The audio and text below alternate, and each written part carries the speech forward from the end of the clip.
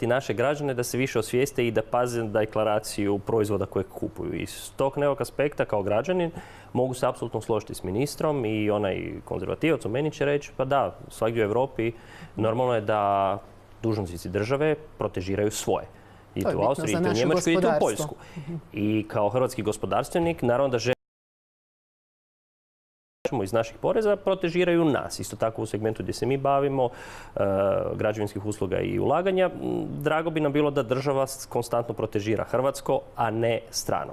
Onaj liberal u meni kaže opet da, i to su hrvatske tvrtke.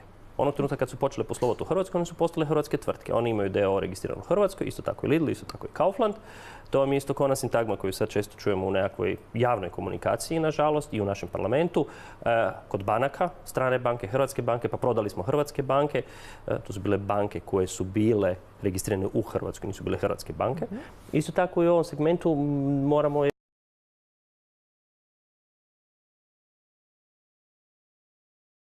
bilo poželjno da sve više proizvoda hrvatskih tvrtki nalazi mjesto na policama.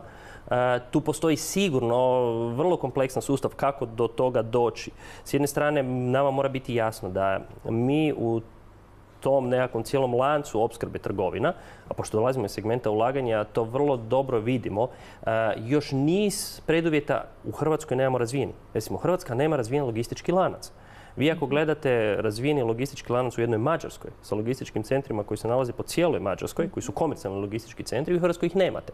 U Hrvatskoj s druge strane postoji logistički lanac razvijen od strane recimo Lidla, koji je vrlo dobro razvio svoju logistiku unutar Hrvatske, što ga s jedne strane stavlja u jedan puno bolji položaj i što se tiče naših dobavljača, ali i što se tiče dobavljanja robe iz inozemstva i stavljanja strane robe na police u trgovinama koje se nalaze u Hrvatskoj.